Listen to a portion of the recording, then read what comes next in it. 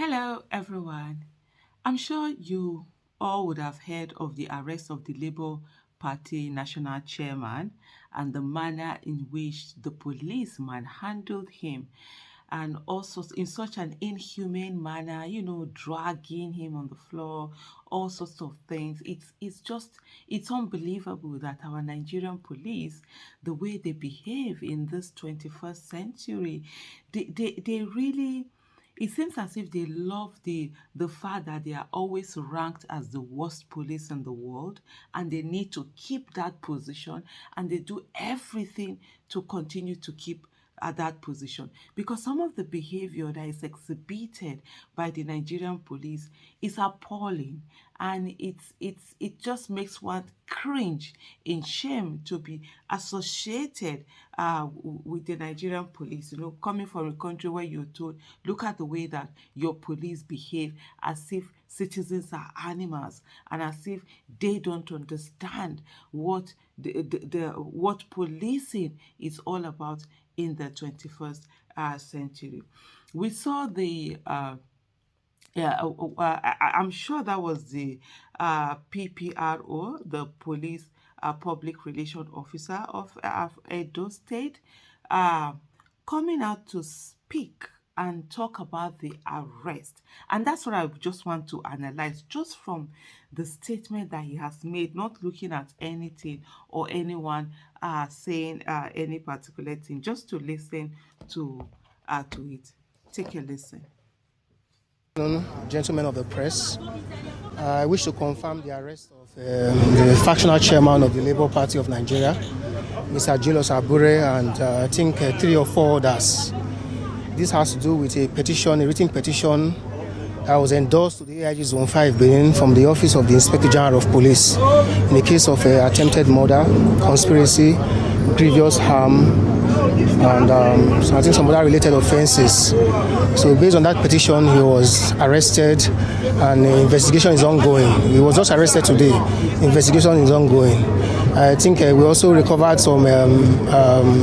They were also in possession of a firearm, I think a shotgun, and 3 rounds of live ammunition. So investigation is ongoing. He was just arrested today. So more details will be provided as investigation continues.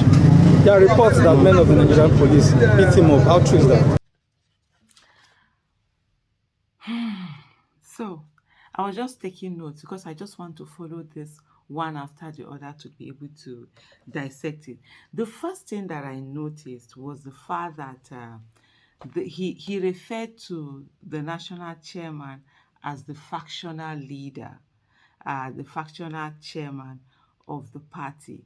And that was a bit off, because yes, there have been some issues going on. There are some people who refer to themselves as the chairman, but on the overall uh, reference to Abure, he has always been referred to as the chairman. Of course, the courts have done something, and all of that.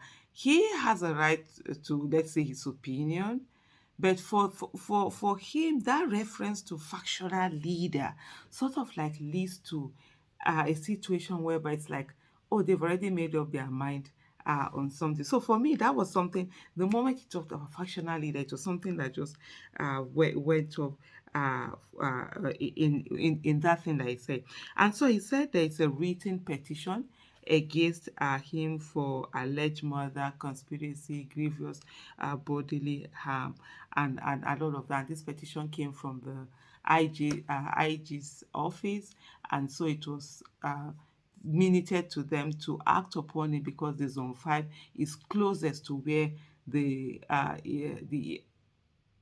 what is being alleged in the petition, where the crime, whether it should I call it a crime now, where it happened. So it was sent to them. But the way he was speaking, you could see that from the way he was speaking, you could feel as if there was a sense of urgency that was attached to this, even in him telling that, oh, from the IG's office, so they needed sort of acting on it very quickly. In a country where we have a lot of petitions that are put out and nothing, and actually they sit on it, they don't do anything, especially when it comes to the police, to have this, not only being acted on so quickly, but in such a manner in which it was acted upon.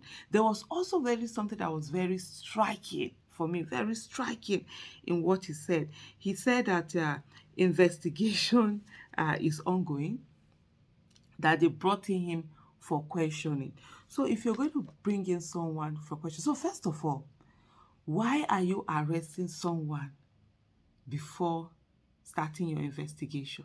He said, oh, he used something about the investigation, first of all, commencing, and then he used the word ongoing.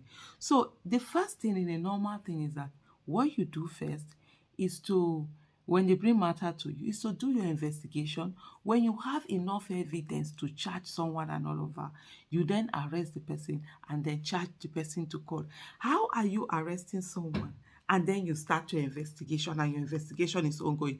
So what was the hurry about this arrest that was going on? It's not as if there was a crime that he had committed right now, that you had caught him in the act doing it and you needed to take him away so that he doesn't harm other people. That there is a petition that has been written to you. So of course you take your time, you do your proper investigation, and then you invite him for questioning. So apparently if there probably hasn't been any invite, because they didn't mention any invite. For you, the invitation is for you to go and arrest him, drag him, and do all of those things that happened there. So there was also something, and he did say the investigation continues, right? There was also something that was striking, and I want you to just note this down, just keep it down, because I'm going to refer to it later on.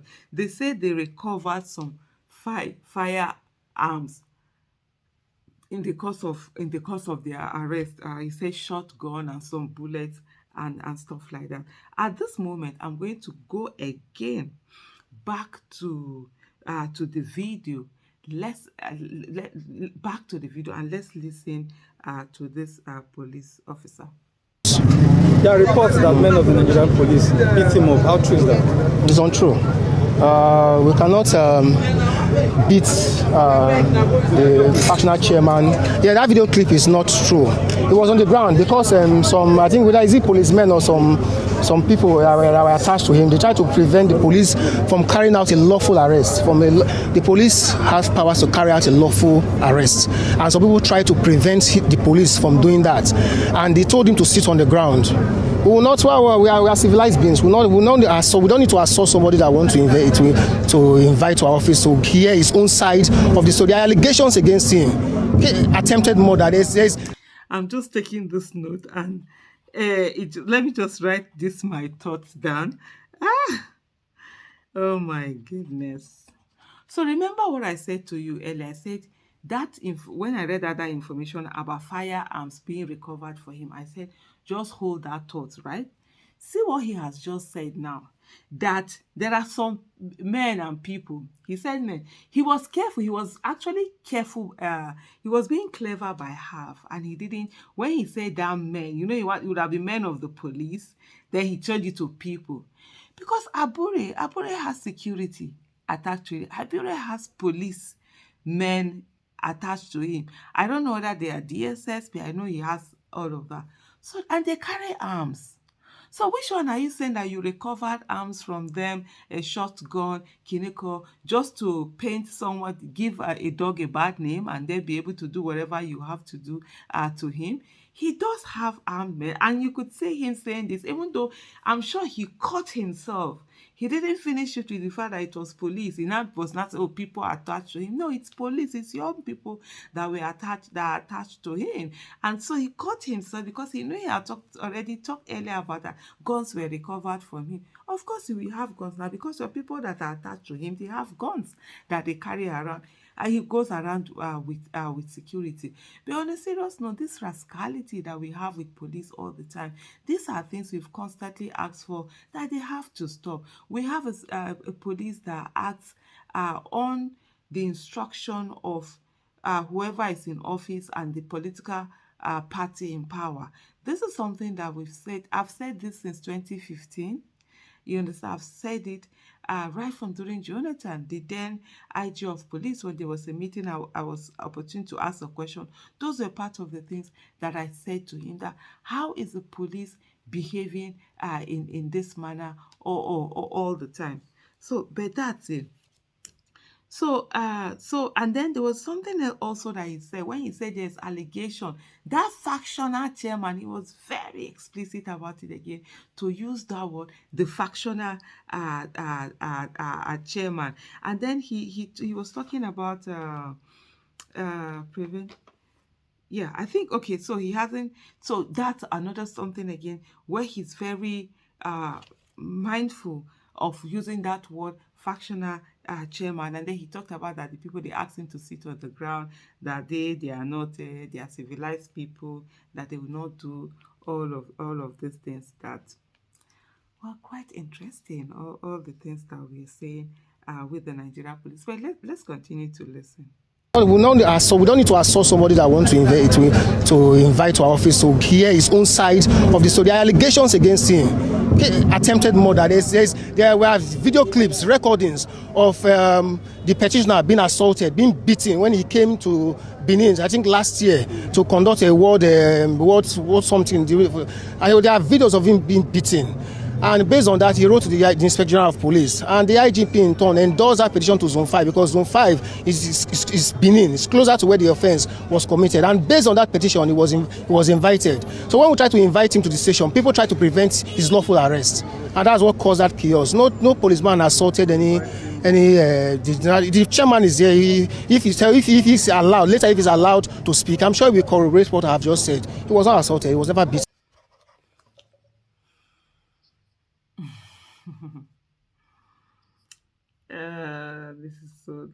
This is so funny. Anyway, he said the Labour Party, of course, you see, he's very mindful of using that word factional leader. So you are inviting someone to hear his own side of the story. There has been a petition that has been brought to you, and you are inviting someone to hear his own side of the story, and you treated him in this manner. You couldn't even write him, send him an invite letter, or give him a call, or any of those things, and you come in this whole high-handedness, drag him, sort of like, is it to humiliate him? Is it to disrupt the primaries they want to do? What is the motive? What is the Nigerian police force being used for? I think that's also a question that really needs to be asked. And then then the other thing that he talked about was that the petitioner, there are videos around where the petitioner was attacked when he came on. At that moment, the policeman had almost speaking as if he's the counsel to the petitioner. He's not even speaking as if he's an unbiased person who is just supposed to do his investigation and find out what is the true standing of the things that happen. It's almost has taken side, and he's telling us that, oh, the petitioner was beaten. There are videos but this is someone who just said to us, remember initially, if you have not listened, go back and listen to the first clip that I put out, where he said that, oh, the videos that were out there, that those videos were not factual, that the national chairman was not assaulted, was not beaten, but then you're here telling us about that videos were out where someone had been beaten. I do remember this video, and I know I did a video on it on my YouTube, and I do talk about when he was beaten. He was said to have been beaten by some youth, and I said that was absolutely very wrong. No matter what grievances you have with someone, you always have to solve it amicably and within the ambit of the law. No one has a right to take the laws into their hands. So whatever it is that this petition, the person is within his right to petition whoever it is that he has to petition. But what is definitely very wrong is the way and manner in which the police have handled this. Just to quickly go back and look at the petition. It's a very long petition, and this video is already too long. It's what I'm saying. We're already at 14 minutes now, going on 15 minutes. I don't want it to be too long. But there was something that I had seen. I hope I'm able to quickly, yes, I've seen it. Like the prayers and demands of this petitioner, Mr. Anslem, right? That's the Comrade Eragbe Anslem, former youth leader of the Labour Party, although in his petition, he still signed himself as the youth leader of the Labour Party instead of the former youth leader. So I'll just take maybe one or two of the prayers. He said, the immediate arrest via covert operation if needed. That sounded so strange for me. Yeah, you could say immediate arrest. Why are you telling police the way and manner in which you're going to do the arrest? And the high-handedness and the way the police has gone about the arrest is like, there is more to this than just what it is. It's not just somebody writing a petition, getting to the desk of the IG of police, but it really looks as if there are some, hands, or unseen hands, invisible hands, playing out of this. The immediate arrest via covert operations, if needed, of masterminds,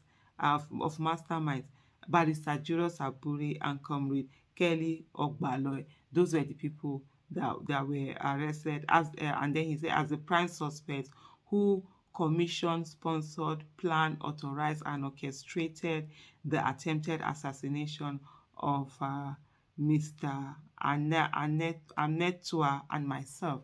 The writing is not very clear, it's a bit blurry what I got of this thing. Arrest and interrogation of their lawyer agents, including but not limited to, mention some names and some numbers were out there. Identification and arrest of all 60 thugs involved in perpetrating the attack using video evidence that clearly shows their faces.